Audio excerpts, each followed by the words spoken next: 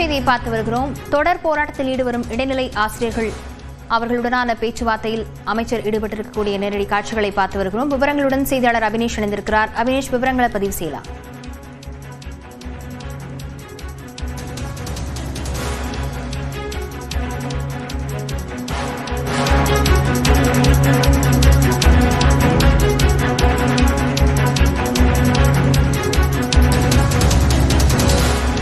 சம வேலைக்கு சம ஊதியம் உள்ளிட்ட பல்வேறு கோரிக்கைகளை வலியுறுத்தி இடைநிலை ஆசிரியர்கள் தொடர்ந்து 19வது நாளாக போராடி வரக்கூடிய நிலையில் அவர்களுடன் பள்ளிக்கல்வித்துறை அமைச்சர் அன்பில் மகேஷ் பொய்யாமொழி பேச்சுவார்த்தையில் ஈடுபட்டிருக்கிறார்.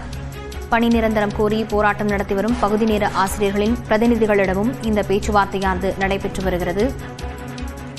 சென்னையில் போராடி வரும் ஆசிரியர்களின் பிரதிநிதிகளுடன் அமைச்சர் அன்பில் மகேஷ் பொய்யாமொழி பேச்சுவார்த்தையில் ஈடுபட்டிருக்கிறார். சமவேலைக்கு சம ஊதியம் கோரி சென்னையில் இடைநிலை ஆசிரியர்கள் 21 நாட்களாக போராட்டம் நடத்தி வந்த நிலையில் ஆசிரியர் பிரதிநிதிகளுடன் இன்று பள்ளிக்கல்வித்துறை அமைச்சர் அன்பில் மகேஷ் பொய்யாமொழி பேச்சுவார்த்தையில் ஈடுபட்டிருக்கிறார்.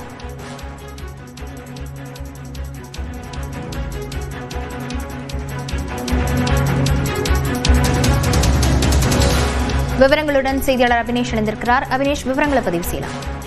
லாவண்யா, சம வேலைக்கு சம ஊதியம் வழங்க கோரி 19 நாட்களாக போராடி வந்த இடைநிலை ஆசிரியர்களுடன் அமைச்சர் அன்பில் மகேஷ் பொய்யாமொழி இன்று பேச்சுவார்த்தை நடத்துகிறார்.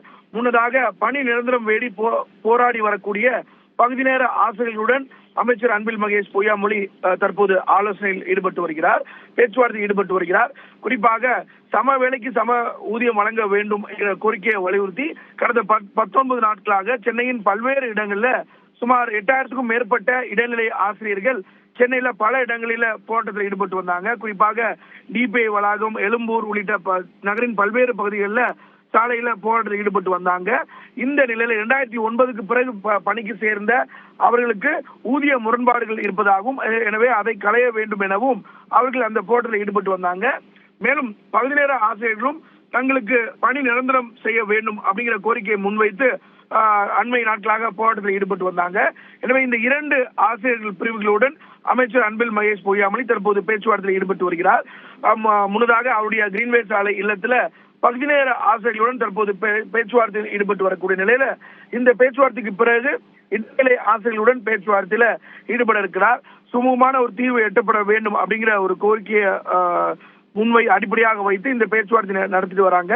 இந்த பேச்சுவார்த்தைக்கு பின்பு இந்த 2 அமைப்பு அரசு ஆசிரியர்களிடம் என்ன முடிவெடுக்க போறாங்க, அடுத்த கட்டமாக என்ன நடவடிக்கை எடுக்க போறாங்க அப்படிங்கிறது பேச்சுவார்த்தைக்கு பின்னர் தெரிய வரும்.